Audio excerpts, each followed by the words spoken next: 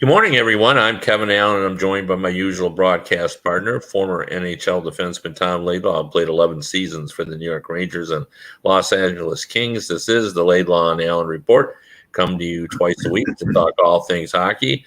And, of course, what we're talking about this week is the start of the NHL season, which is sort of like Christmas in October for guys like Tom Laidlaw and myself who enjoy the sport. And Tom, you know, what I love about the start of a new season where there's new hope and everything is always in the first week, there's stuff where you're just surprised about. Like everybody's sort of down on the Penguins. Yeah. You know, they're not going to make the playoffs. And of course, the Tampa Bay Lightning, I think they actually have a plausible, maybe a 10 to 15% chance of winning their third in a row. Yep. But last night, the best goalie in the league, Vasilevsky, looked human, and the Penguins won that game. He looked disinterested, too. The look on his face, even they kept showing the close-ups, man, he did not want to be there. Once he threw that puck away for the first goal, you can tell it's like, oh, God. Yeah, it's going to be one of those kind of nights. Yeah. And the Penguins were a depleted lineup, too, right? I mean, they didn't have all their guys. So and that's one of those cases, again, where at least for the short term, we've debated this before. You made fun of me, actually, I think, too, that you can play a little better maybe when you miss some of those star players because you have to tighten up a little bit. On the short term.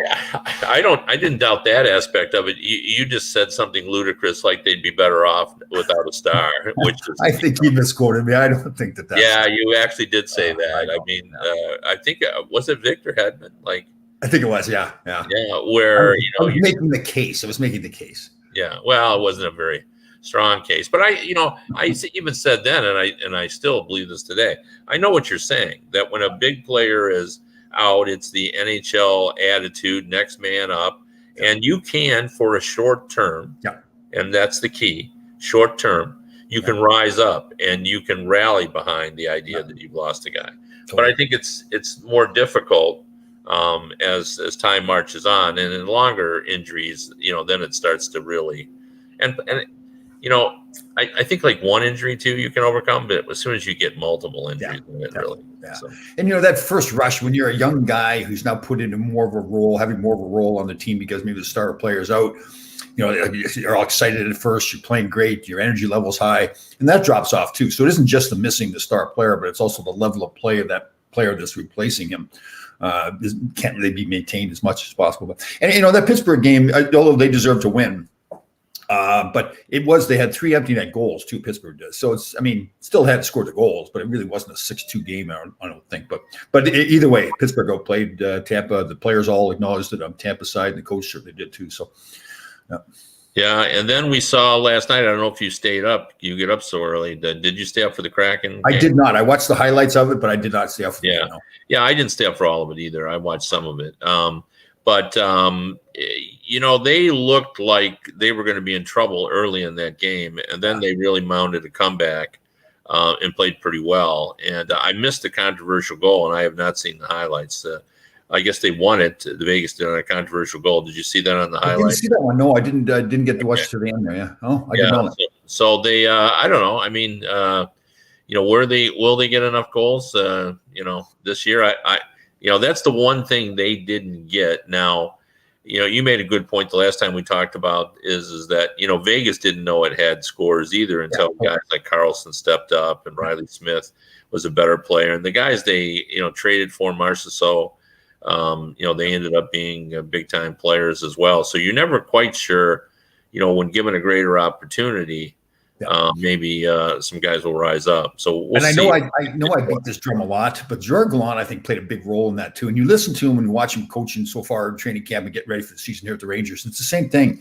It's all about the players getting opportunities, right? He put guys in the opportunity to go play, knowing that if you're going to make mistakes, don't worry. If you're working hard, you're going to go back on the ice. I mean, you can't keep making mistakes, but don't worry about making a bad play. Go play. And again, that's those guys that, like Carlson's a great example. I think he scored like 6 goals a year before he got to Vegas. And then he was given an opportunity and realized, okay, I'm just going to go play and scored 40-some goals. So that's good. Yeah. Well, I'm going to venture down a road that, I'm going to criticize your New York Rangers this morning. Why is that? And in particular, Chris Drury. And I hate to do that because I really like Chris Drury, but I don't understand this at all. Kravtsov, you got to give the guy a chance to play. And there are guys on that roster that I think, probably you should give Krasov the first chance here. And then, why do you give him his 20 or 30 games up here? And, then if you still don't like him, but I don't think he's been given the proper opportunity to show what he can do. Well, based on what I'm hearing from Gerard Gallant and training camp comments, he has been given an opportunity. Really didn't do much, and he doesn't have to clear waivers to go down, which is another. I can't remember the other forward. It's in the same boat. So they do not have to clear waivers to be sent to the minors. All the other guys have to clear waivers to go down to the minors, and they potentially lose those players. So, yeah, no, I get all that, but man. It's Krasov say, okay, listen, if you want to make the team bad enough, make it so that we cannot send you down. He didn't do that. Like he wasn't had that out, Well, I think it's a different circumstance when you got players coming over from the KHL. I think you do have to sort of pay homage to the fact that they've been playing in their country's highest level and give them a chance to play. Now, if they would have made the argument and said, look, he's not good enough. And you know what? That's happened with a few Russian players. Like only the Stars have come over here and done real well. Like Kaprizov in Minnesota. But I don't know. I had this conversation too with someone around the league who actually agreed with me, and his opening question was, "Wow, like Krasov, who's a pretty good player, they felt just really hasn't gotten an opportunity, and they thought he was going to go back to the KHL." So. Well, but I mean, listen, they still own his rights. I mean, it's one thing to say that okay, let's say send the guy down to the minors to ask to clear waivers. You put him on waivers and he's selected by somebody else. You've now lost an asset for your team because you don't want to hurt this guy's feelings. I mean, if he wants to play in the National Hockey League. Well, I'm not talking about hurting his feelings. I don't give a damn about that. But I'm saying I don't think he's been given an opportunity. When I've seen him play, I've liked him. Yeah. So I don't know. I just thought it was. I think he has a chance to be a real player, and I thought that, for sure they were going to keep him up. So I was. Yeah, but it's a long year. They play their first game tonight. I mean, somebody could get hurt tonight, and then he's back up again. Yeah, no, that's fair, and maybe I'm overreacting a little bit, but I guess I was looking forward to seeing him play. I thought he has some potential, and here's the key to me, and we don't know the answer to this. The part to me is communication, and we've talked this before. I think Kenny Holland was one of the best there when he was in Detroit, of going in and sitting down with the player, and in this case, probably his agent too. Now he's already fired his agent, Paul Theophanous, from what I read today, and hired a new agent. I think that was going back. That was going back to last year. But I just like it's sitting down with him and saying, "Listen, you have a potential of being a fantastic player. Here is the situation. Here's why we're doing what we're doing. You got hurt in training camp. We didn't think you played. You didn't play bad. It's not like you played yourself out of spot. But again, if you want to play in the National Hockey League, you have to grab a spot." You have to do something to show us that you want to be in the National Hockey League. And in their mind, they didn't do that. He didn't play that well. So, yeah, no, I don't know. I just think when you're dealing with a player coming over who's a little bit older, I'm trying to hold on. I can hear Krasov's in the background there whining. Yeah, so go, baby. Well, I'm looking now. He's 21. I thought he was like 23. So, there's something to be said for that. He's a little bit younger than I thought he was. So. Yeah, go down, play your rear end off. I mean, and play great. And then make it so that they have to call you back up. Do you think this was a Gerard Gallant's call or Chris Drury? Because a lot of people think it was Chris's call. I would say it's more Chris Drury. So I think he probably went to Gerard Gallant and say, okay, how is this guy done? Has he earned a spot? Like, is he overwhelmingly beat out somebody else for the spot? And if Gallant goes, no, he hasn't. He's been good. He's okay. I can see that he's got a potential to be a good player. And based on Gallant's comments, that's the way it sounded. And then Drury said, okay, well, here's the situation. He doesn't have to go through waivers. If we send this other guy down, he does have to go through waivers. So they both decided based on Gerard Gallant's position as a player, how he played in training camp, and the contractual issues from Chris Drury's side. So, well, and maybe this kind of, it's not like we didn't know this, but, the rebuild is over. If you're rebuilding, you want Krasov on that team. Yeah, definitely. Yeah. How about Rangers? And I didn't know Gallant did this before, but they picked 6 alternate captains instead of picking one captain. Yeah. Interesting. I've never seen that before. I've seen that you have 3 or 4 alternate captains. Yeah, it's a lot Although don't you think, and you know far more about this than I, but I always sort of had the sense that even though there's a captain and there are some strong, we've seen through the years, the Yzermans, the Messiers, the Taves, Sidney Crosby, that really is their team. But I've always had the impression in the majority of cases, it's kind of a group. Totally true. Yeah, to be a captain of an NHL team, there's a lot goes into that, right? I mean, first of all, you've got to be that lovely. You've got to be a better player. You don't have to necessarily be the best player. I mean, look at Colorado. Nathan McKinnon isn't the captain there. Landeskog is, but I mean, you've got to be one of the better players. You've got to have that personality. You've got to have that kind of swagger to you that you can stand up in front of, the teammates when you need to. You got to be brave too, because you're not going to be a perfect player. You're going to make mistakes. You're going to have bad nights yourself, but you've got to be willing to stand up when the team isn't going well and say, guys, we need to really get going better, because the danger is that if you aren't perfect, you make mistakes yourself, then the team's going, well, you're not playing great either. What are you talking about? Well, but I mean that you could still make that speech because you always just start with yourself, Yeah, very true. Yeah, including me. I mean, I've heard that said, through the media many times. But I do like what they've done, because to me there was no clear-cut guy that was the captain. In my mind, Kreider stood out more. That doesn't mean I felt that he was totally suited to be captain. So you've got 6 alternates. Guys do it as a committee, and Gallant said this too, that and typically what happens is if they need to come to the coach for something, it's usually not just the captain that does it; it's the group, the leadership group that does it. So I don't think it really. There's been a lot of noise about having a captain for the team. I don't really think it matters. Yeah. The only thing is, now this is, I'm playing devil's advocate here because I don't think this is really a big deal. But what it says to me is, we don't have a guy like that, which is a little bit of an indictment if you don't have a guy on the team that's strong enough to be the guy. But maybe they don't see it that way. Maybe they feel like they have 6 guys who could be captain.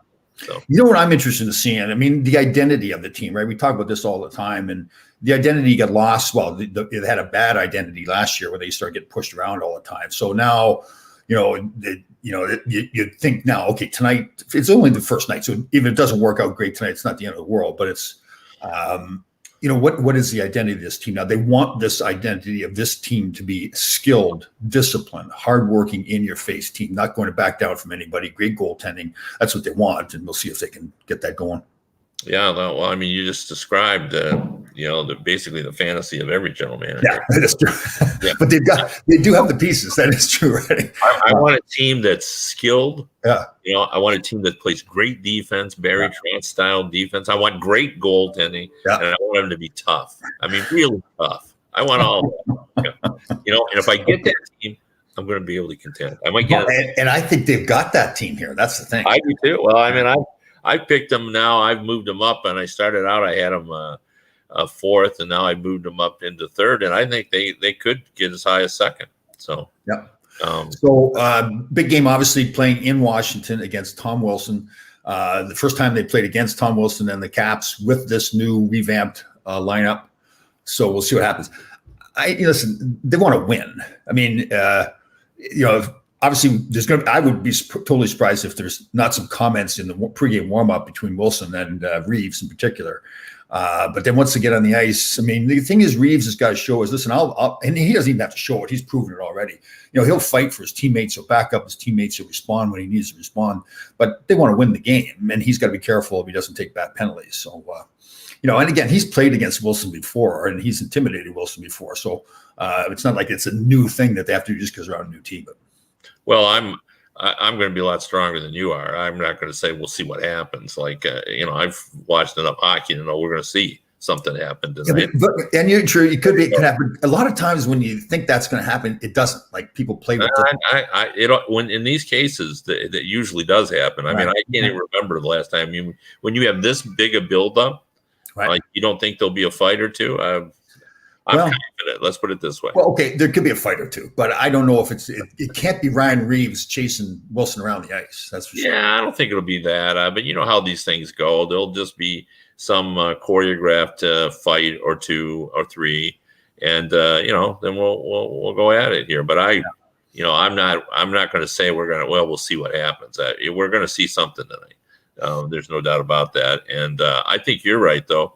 about if your gallant speech you make is we're about winning here, we're not about sending a message. So and you know what it is too, it can't just be Ryan Reeves. I mean, that's what they're trying to do. It can't be this one guy that defends everybody. Everybody's got to do as a team. No, I think you'll see multiple fights, and they will actually will be trying to send a message. I think they'll heed your advice and make sure it's all about winning the game, because that's 2 points.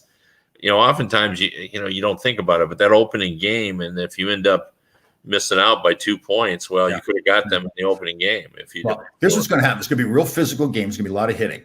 And now what happens after that? Does the score get run up one way or the other? Then there's going to be fights. If somebody tries to do some cheap shots or whatever, then there's going to be fights. Tom, we don't need that to get fights. We're going to have fights.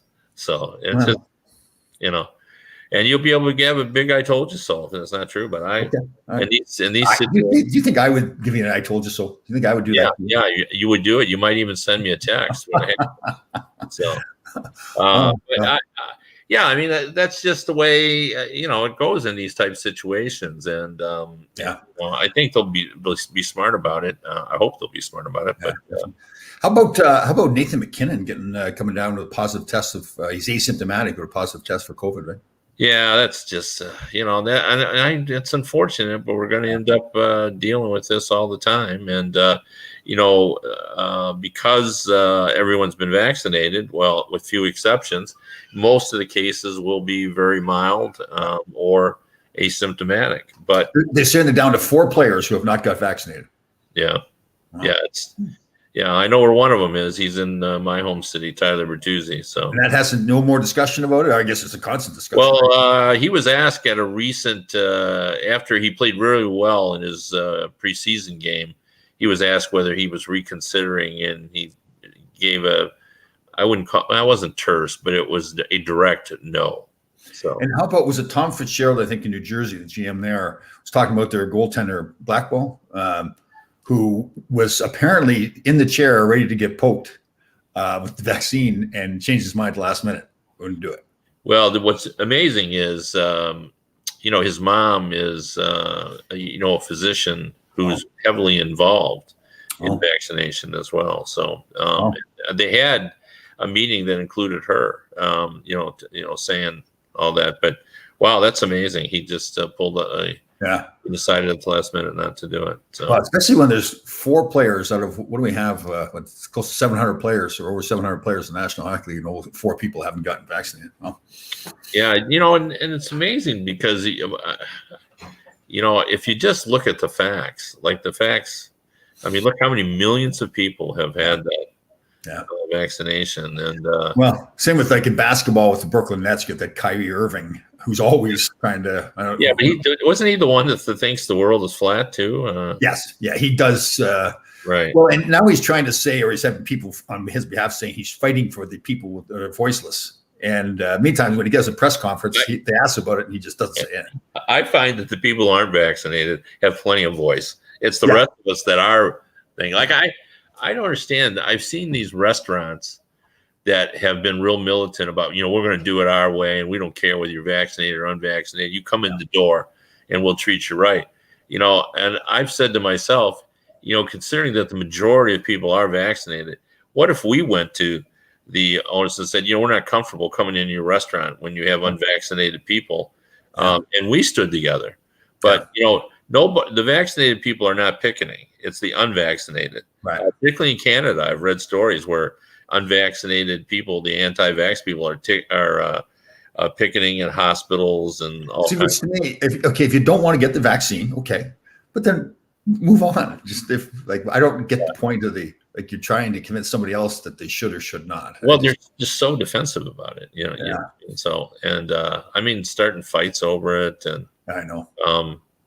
It's kind of sad, but anyway, I my hope is, whether there's 3 or 8 or 10, I hope none of those guys get COVID, and I don't want them to certainly cause any issues this season. And hopefully we have a good season. I'm really optimistic though.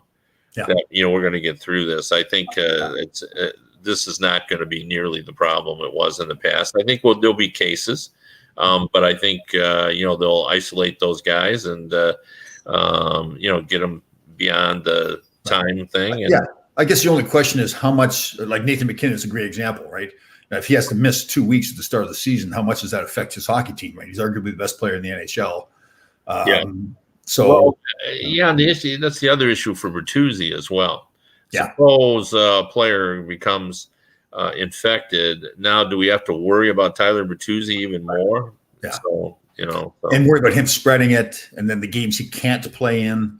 If they, the thing with Detroit, you would think they're not going to have a shot at making the playoffs. But what if they have a pretty good season, but they miss by, 6 points, and those 6 points are in games that they could have won or gotten points had he been in the lineup because he's that level of player, right? So that's and they're in the division with Ottawa and Montreal. Last year they had a great record against Montreal. They could beat Ottawa.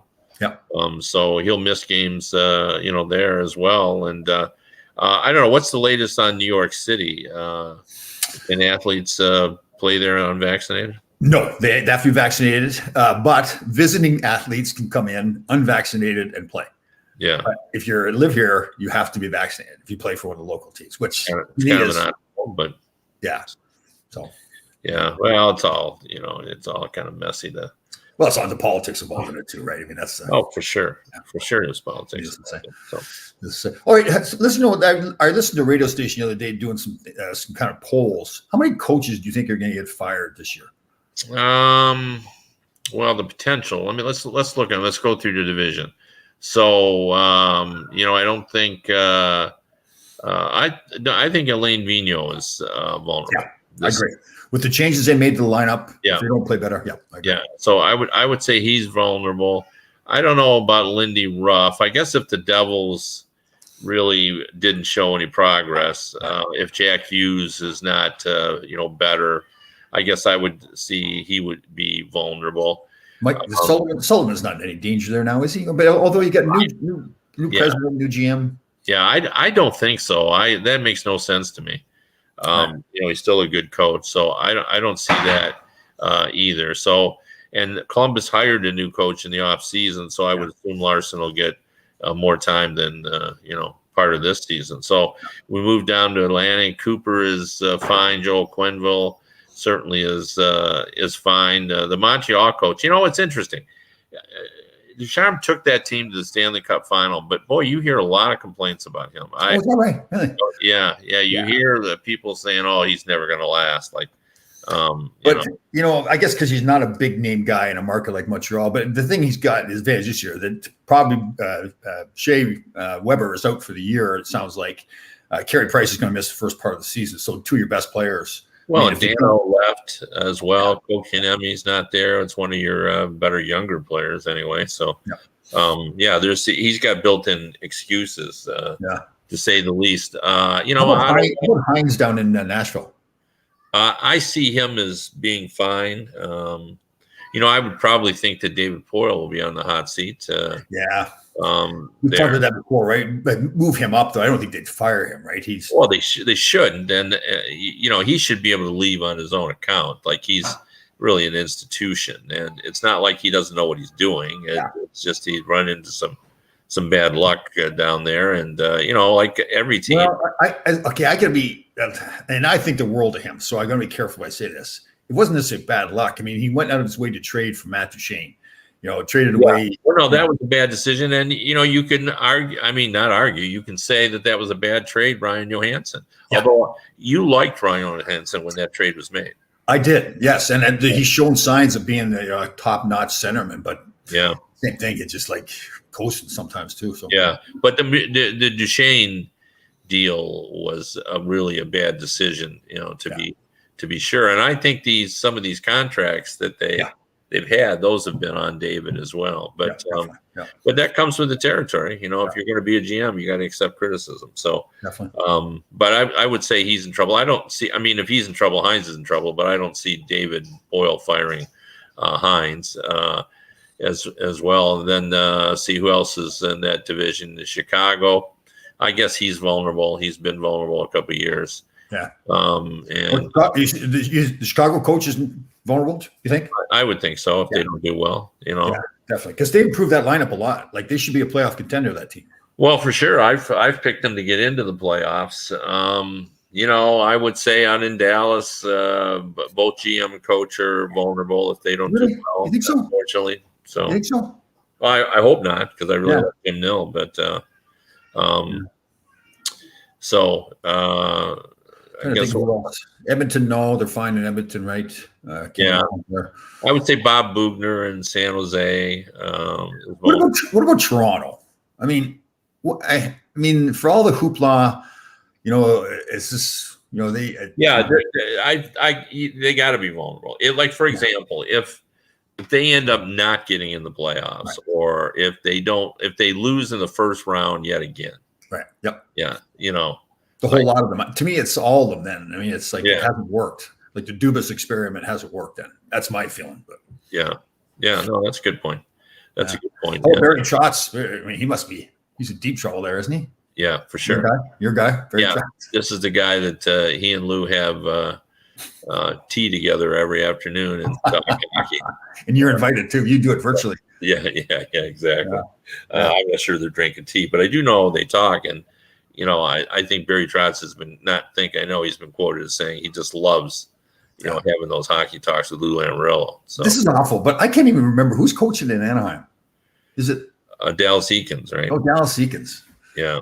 I mean, Anaheim. I mean, I hate to say this because Bob Murray's a former player too, and I like him. But man, what's going on there? I mean, did they just continue along there and in no danger of losing their jobs at all? Well, I would, Bob Murray should have been vulnerable, I would think, 2 years ago. And I think the Sam Wellies like him, and Bob's a likable guy. And, that does play a role. It's interesting, but, likability and loyalty and those kind of things, they really do matter in the real world. Yeah.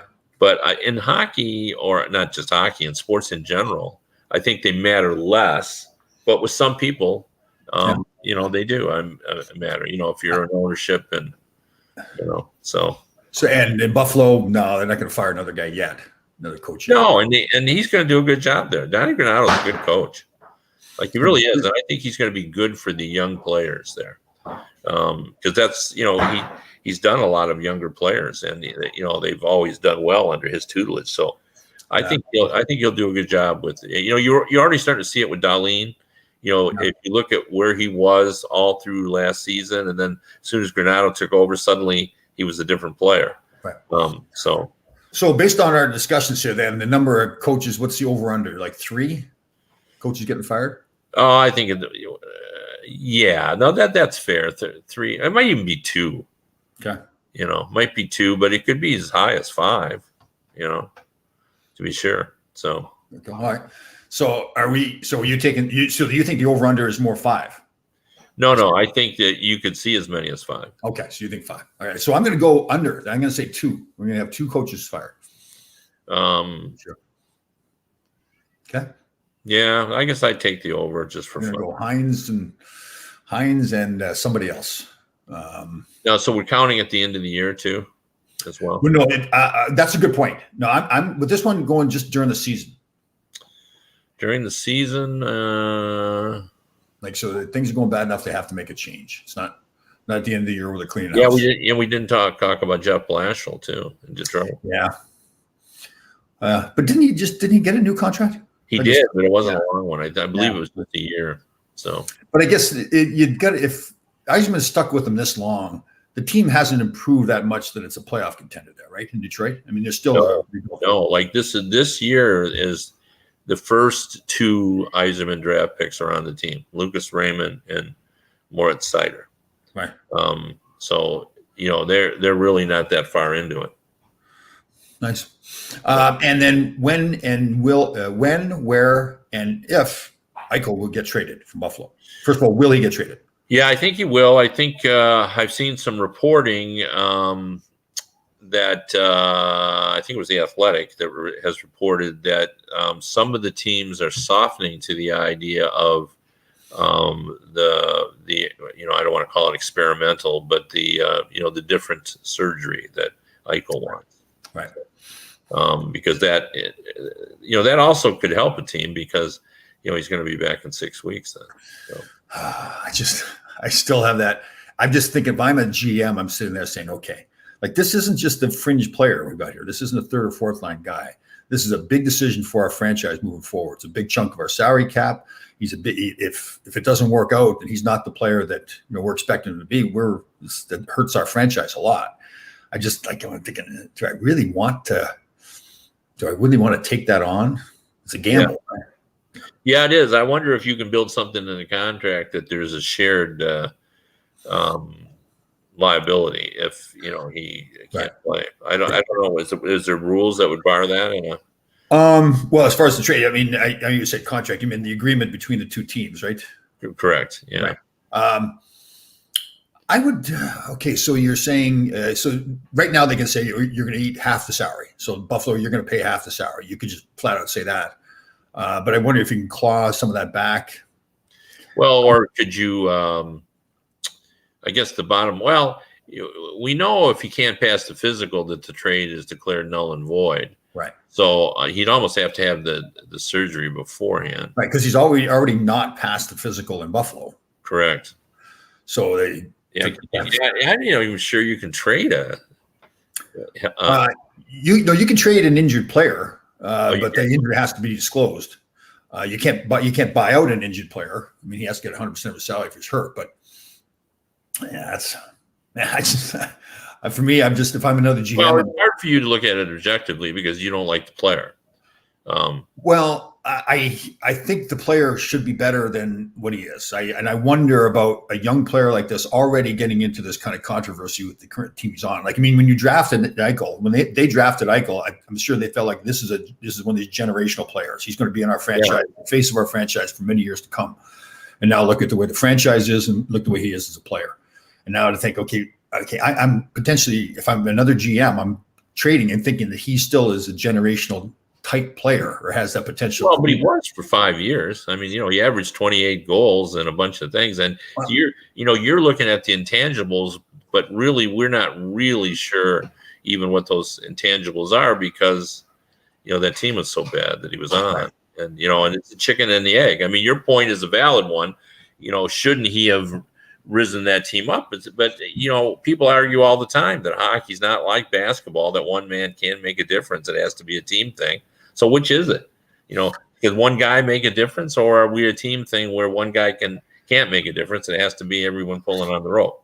I think when I look at a Sidney Crosby or a Mario Lemieux or a Nathan McKinnon or a Connor McDavid, it's not like they're by themselves on those teams. But has anybody ever compared Jack Eichel to those players?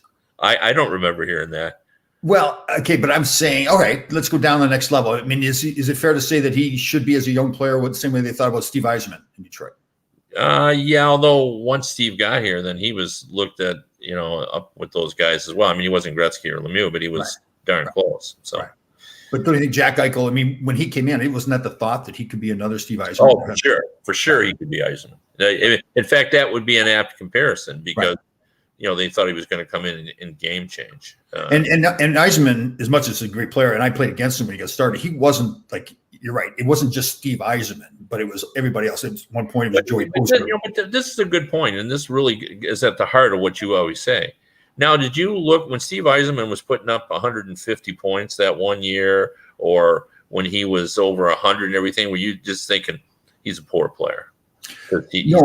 When I first played against Mario Lemieux and Steve Yzerman, compared to what they finished their careers as, they were, I don't want to say they were soft players. They were easier players to play against because you could pit them against the boards. I mean, until Bob Probert came along, we wanted to beat them. But I mean, you could outcompete them. You could be physical against them. When they became the players they were at the end, I mean, Yzerman was a warrior, right? But did you think that they weren't winners? They were soft. I thought they were really skilled players that would help their teams win. But they were not the leaders and the gritty guys that they became later on. No, I mean I know that, but I mean it's still. I mean I guess that's the point. Like sometimes that's the last thing that kind of comes together on it, and you can make the case that Eichel was pretty much exactly how Yzerman was. Right. I guess the difference is, my concern is to have a young player like Steve Yzerman, if he was in Detroit at that stage of his career, now getting into the conflict he's in with the Ilitch family. Right. Yeah. I just don't ever see the Ilitch family running things that way, nor do I see Steve Eisman carrying himself that way that the Eichel and the Pagulas are currently doing right now with Buffalo. Right now, again, maybe it's more the Pagulas that are doing it. So yeah, that's fair. I mean, who? That's your ringtone. I love that ringtone. I tell you, get me dancing when that thing comes. Yeah, out. Absolutely. Yeah. Oh, Susan's got a good. Here's a good one here. Susan Brooks has got William Shatner is going into space. Would either of you do that? Oh, yeah, I would for sure. Would you do that? Oh yeah, I'd love to go into space. I was a big astronaut, guy when I was a kid. Oh, were you really? Oh yeah, I loved the, space and everything, and it's the whole thing is so short. Yeah. It's not like you're going to be floating around up there and something could go wrong. You just got to survive the 20-minute flight. Well, I don't know. I watched the movie. What was the movie with Mike Willis? They Saved the World, right? Jeez.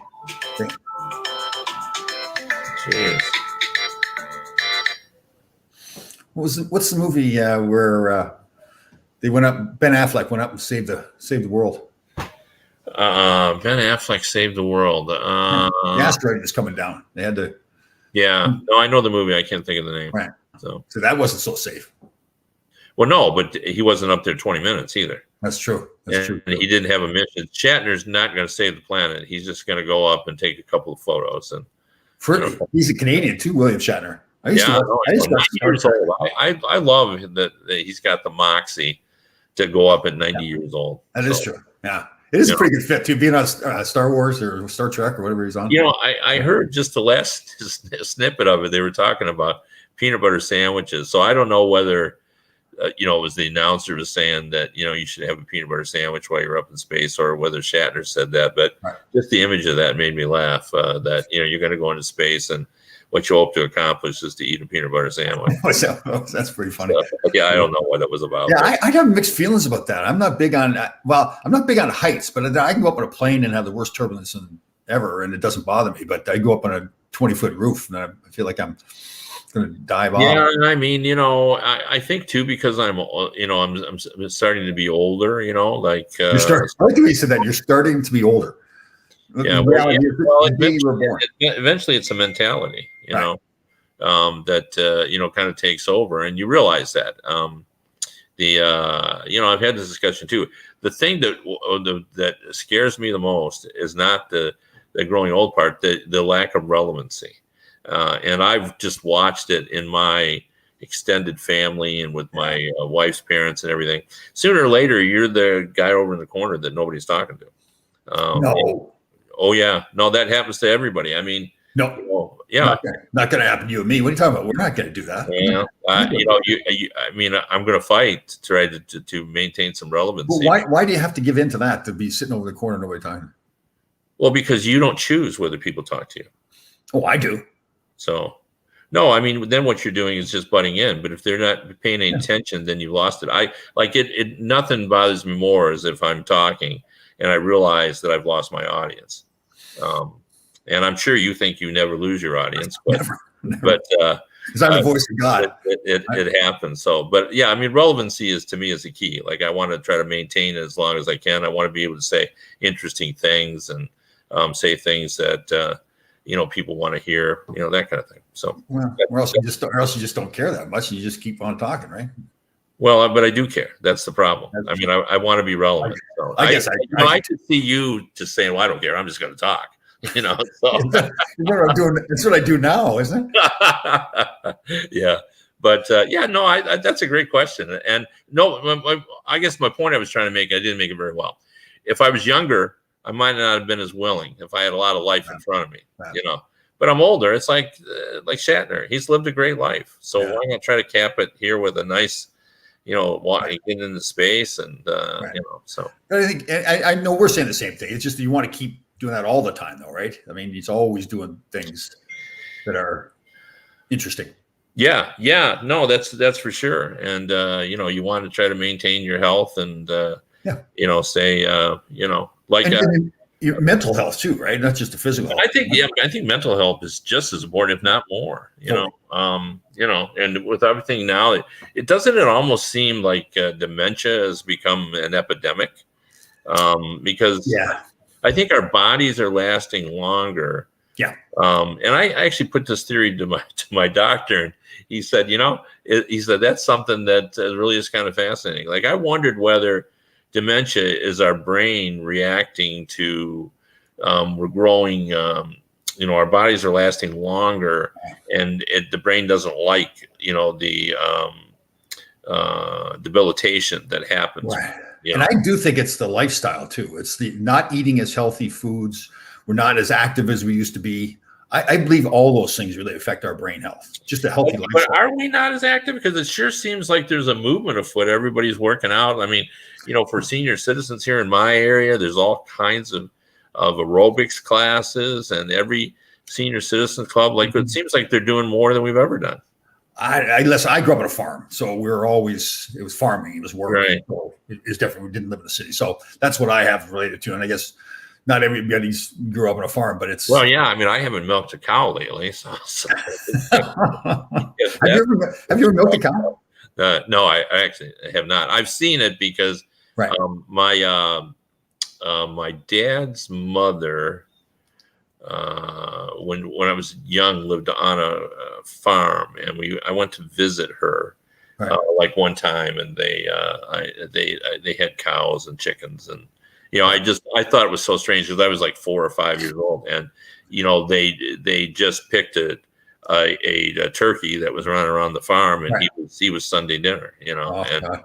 Yeah, that was a little much for me at 4 and 5. So it is funny thinking about it, though. Like we would have a cow that we'd be petting, like Elsie the cow or whatever it was. And the next day the cow would be in the freezer, wrapped up in brown paper. Right? Well, yeah. I mean, this just happened recently at my lake house. My neighbor there, he, I guess it was a friend of the family or a friend of his son, raised a prize sheep that won at the fair, right. And they Chad bought that sheep, and then they had a big cookout. So. Or lamb, I guess. Lamb. It does seem, because the animals. I mean, I don't want to sound cruel, but it's like things like the cat getting up in the engine heater. My father and grandfather would have to give birth to the calves, and sometimes the calf would come out of the mother, out of the cow, and be stillborn. So they'd have to pick the calf up and bang its head down on the cement to shock it into getting going again. And the cow's heads are just like, blocks. So there's really no danger to it. And then the cow would, the little calf would jump up, and so they saved its life, but it was a pretty cruel way that they had to do it to save its life. So. Yeah. Well, it was, it's just a different way. How many cows did you guys have? We usually had it probably like 75 to 100 head of cattle. And they weren't always milkers, but the majority of them for milking cows. Wow. And then milk, they went elsewhere. So yes, that's right. They were they were giving us milk. The better place was the freezer. Yeah. And they were fun because they'd always be every day at the same time. They'd be in the same spot in the field.